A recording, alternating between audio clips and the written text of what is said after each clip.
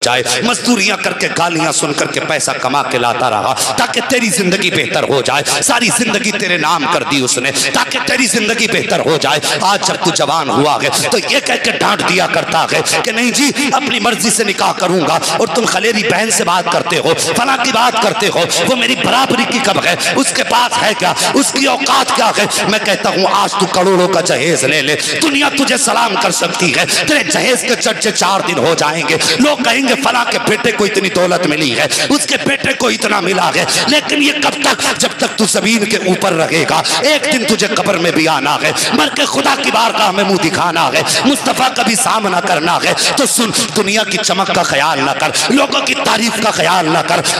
तुझे जन्नत जाने का सस्ता रास्ता बताता हूँ। अगर नबी की उम्मत में कोई गरीब बेटी बाप की गुर्बत की वजह से अपनी दहलीज पर बैठी है और खुदा ने तुझे कमाने के लायक बनाया है, तो अपना पैगाम भेज दे और गरीब की बेटी को ला करके उसकी दिल आजारी होने से बचा ले। खुदा की कसम, जब गरीब की बेटी तेरे घर में आके मुस्कुराएगी तो सिर्फ बेटी नहीं मुस्कुराएगी, उसके साथ खुदा की रहमतें मुस्कुराना शुरू कर दे। जीबें चल रही हैं, बात बात में कुछ ना मिला तो दे तलाक, दे तलाक, दे तलाक, दे तलाक। ठिकाने थोड़े ही है, मैगजीन की मैगजीनें खाली हो रही हैं। उलमा से पूछो, रात दिन खून पे सर में दर्द हो जाता। हजरत मैंने तो दोई दी थी, दोई दी थी। कैसे दी थी? का 2 बार कह दी थी, तीसरी बार आधी कह पाया था, हाथ रख दिया था मुंह पे। इनके मुंह पे हाथ बड़ी जल्दी आ जाते हैं तीसरी बार में। इन झूठों को पहली बार में कोई हाथ रखने वाला नहीं होता,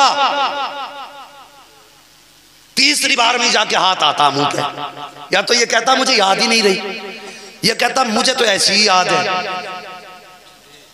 वो मेहरबानी कर, बीवियां खिलौने नहीं है, ये किसी की बेटी है। आज तू चाहता ना अल्लाह तेरी बेटी को इज्जत दे, अगर कोई तेरी बेटी को गाली बक दे तो तू जबान खींच लेगा उसके गले से।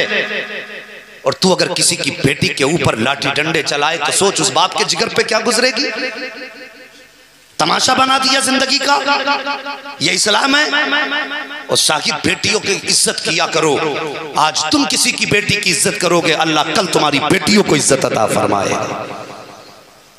बेटी को कभी समझने की कोशिश नहीं की। मेरे नबी एक दिन हरम शरीफ में हालत सजदे में, तवज्जो अभी थके तो नहीं है और सोए भी नहीं है। अल्लाह ताला तौफीक दे तो जोर से कह दे सुभान अल्लाह।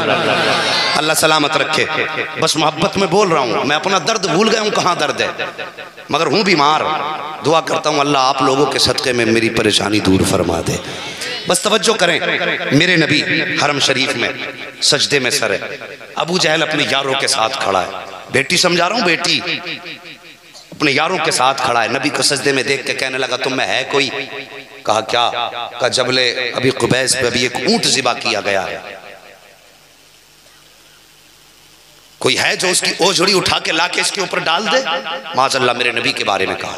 उक़बा बिन अबी मुईत ये ताकतवर था, उठा, कहने लगा मैं लाऊंगा।